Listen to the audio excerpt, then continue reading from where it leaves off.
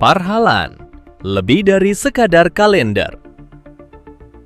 Pernahkah Anda membayangkan sebuah kalender yang bukan hanya penunjuk waktu, tapi juga peta takdir, panduan hidup, bahkan ramalan masa depan? Jauh sebelum kalender modern, di tengah hutan belantara Sumatera Utara, leluhur suku Batak memiliki sistem penanggalan kuno yang luar biasa, Parhalaan. Ini bukan sekedar kalender biasa, melainkan sebuah cerminan mendalam dari kearifan kosmologi dan pedoman hidup yang telah diwariskan turun-temurun.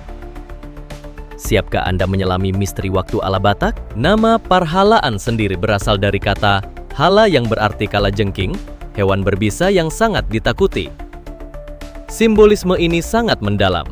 Bagian kepala, punggung, dan ekor kalajengking dalam notasi Parhalaan melambangkan hari-hari yang harus dihindari karena dianggap membawa kesialan, layaknya bisa kalajengking.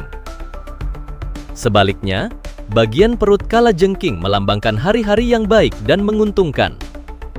Ini menunjukkan bahwa Parhalaan adalah alat navigasi risiko, membantu masyarakat mengidentifikasi potensi bahaya dan menemukan waktu yang aman untuk bertindak.